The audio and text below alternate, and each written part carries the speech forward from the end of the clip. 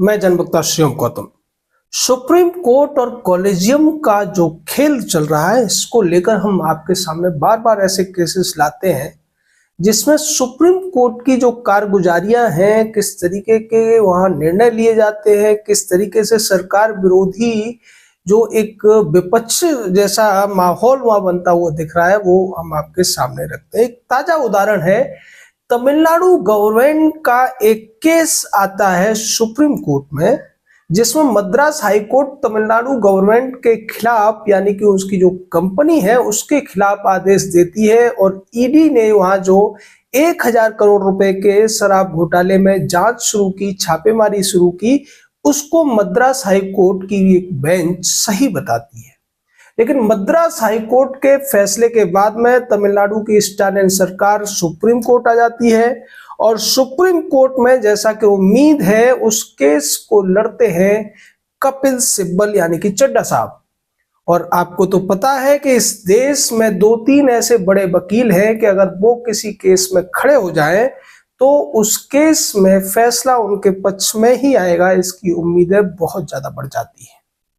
अब कपिल सिब्बल जब इस केस को लेकर आए तो इस केस की सुनवाई कर रहे थे जस्टिस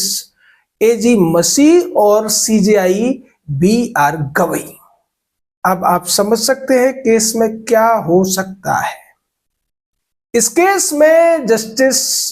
एजी मसीह और सीजेआई बीआर गवई की पीठ ने जो फैसला दिया है, जो ऑब्जर्वेशंस दिए हैं, जिस तरीके की बातें वहां कही गई हैं, वो बेहद ही आपत्तिजनक, या फिर आप कहें कि ऐसा लगता है कि सिब्बल के प्रभाव में ही तो ये सारी चीजें नहीं कही गई है। क्योंकि ईडी एक केंद्रीय जांच एजेंसी है और किसी भी मामले में भ्रष्टाचार होता है, पैसे को लेन देन होता है अवैध रूप से, तो वहां जांच कर सकती है।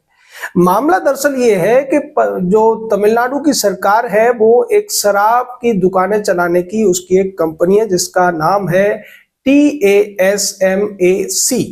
ये टेस्मैक जो कंपनी है, इसको लेकर भ्रष्टाचार की शिकायतें थी और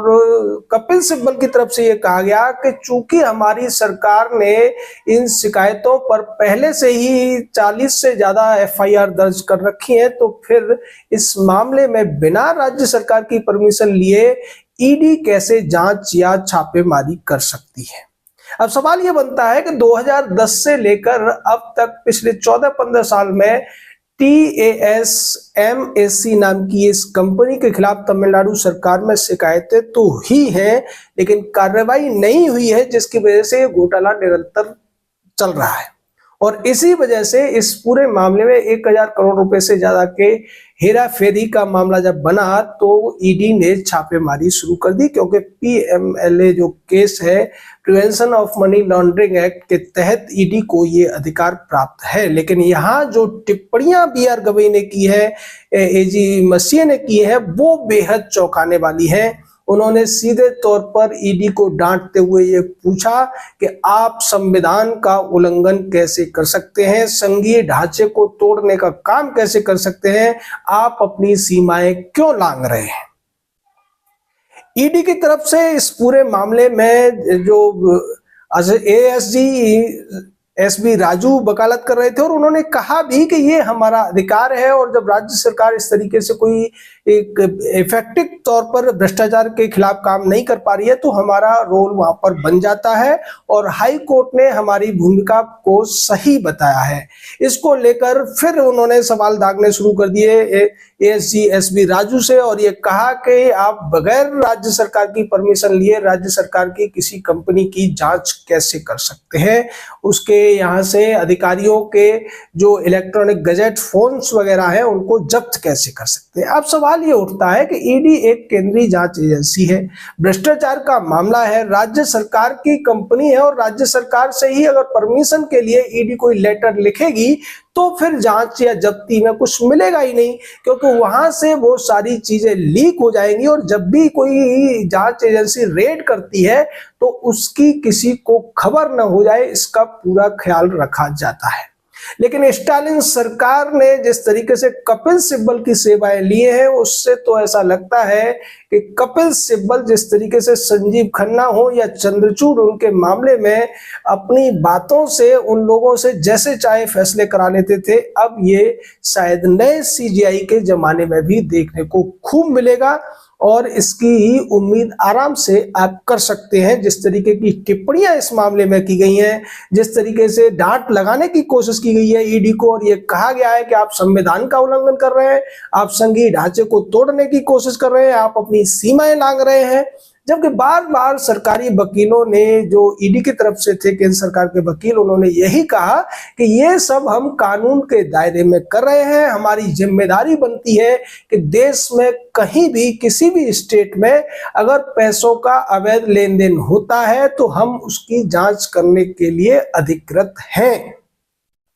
अब ये सारी बातें जो हो रही हैं, क्या फिर से केंद्र सरकार को इस पर भी कोई सवाल पूछना पड़ेगा, रिव्यू पिटीशन डालनी पड़ेगी? क्योंकि जिस तरीके से पहले भी देखा गया है, चाहे जस्टिस बीआर गवई हो जो अब सीजीआई बन चुके हैं, चाहे जस्टिस सूर्यकांत हो,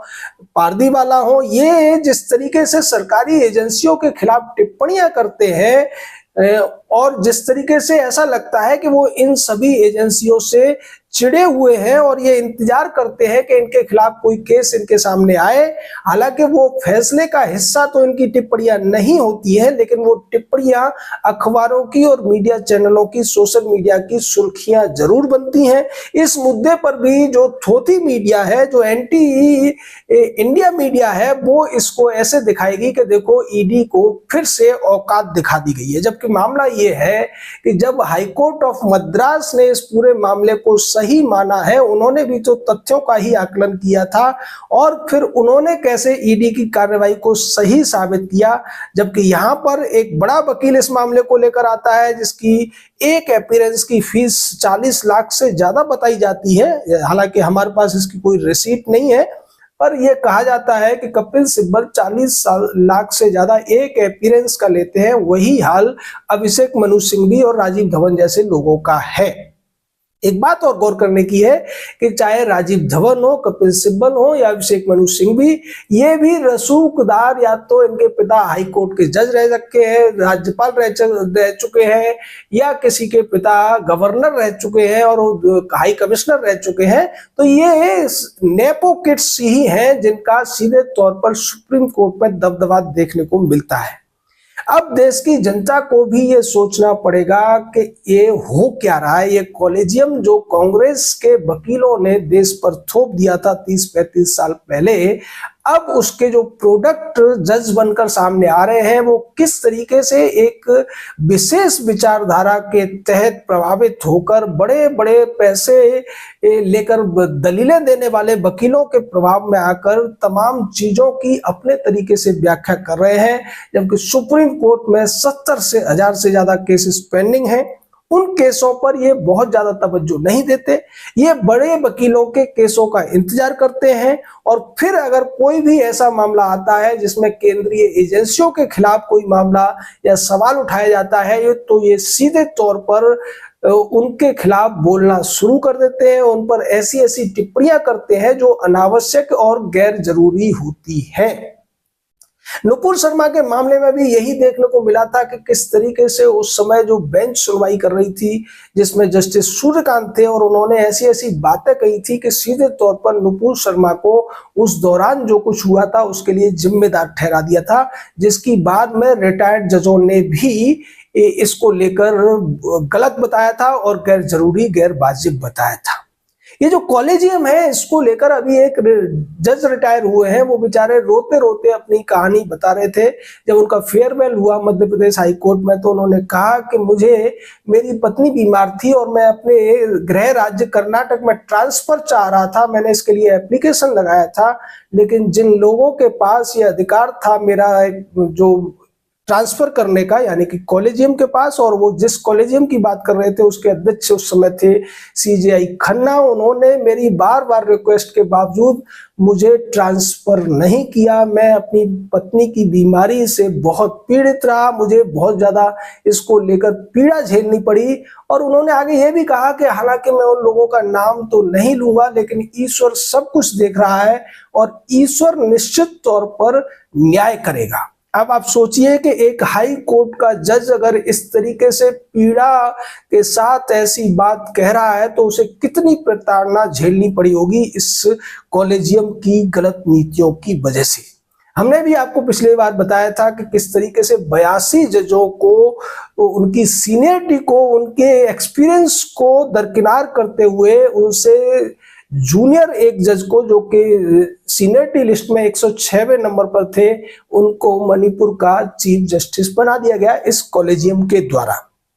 तो ये जो कॉलेजियम की व्यवस्था है, ये सिब्बल जैसे वकीलों के द्वारा ही इस देश पर थोपने में इसमें मदद की गई। जैसा कि हमने आप बार बार बताते हैं कि कॉलेजियम का जो सेकंड जज और थर्ड जज केस था उसमें 4 वकीलों की बड़ी भूमिका थी। फली एस नरीमन, शांति भूषण, राम जेठमलानी और कपिल सिब्बल। बाकी के 3 तो इस दुनिया में नहीं है, लेकिन कपिल सिब्बल उनमें से एक है जो अभी भी है। और हो सकता है ज्यादातर जजेस जो सीनियरिटी की वजह से या अपने योग्यता की वजह से सुप्रीम कोर्ट नहीं पहुंचते हैं, वो इस मामले में कपिल सिब्बल का अगर एहसान मानते हो तो इसमें कोई बड़ी बात या कोई आश्चर्य की बात नहीं है। अब तो सिर्फ इसके लिए कर दूसरे हमारे तमाम मित्र हैं जो हमारा वीडियो देखते हैं, वो सवाल करते हैं कि प्रेसिडेंट इस पर कोई एक्शन क्यों नहीं ले सकते, प्रधानमंत्री या सरकार कोई एक्शन क्यों नहीं ले सकती। हम बार बार उनको यही बता रहे हैं कि कॉलेजियम ने जो अपने लिए एक ढाल बना रखी है, उसमें अब संसद के लिए कोई स्कोप ही नहीं बचा है। अब दूसरी बात यह है कि जजों के खिलाफ, उनके अपराधों के खिलाफ जांच करने के लिए भी, जैसा कि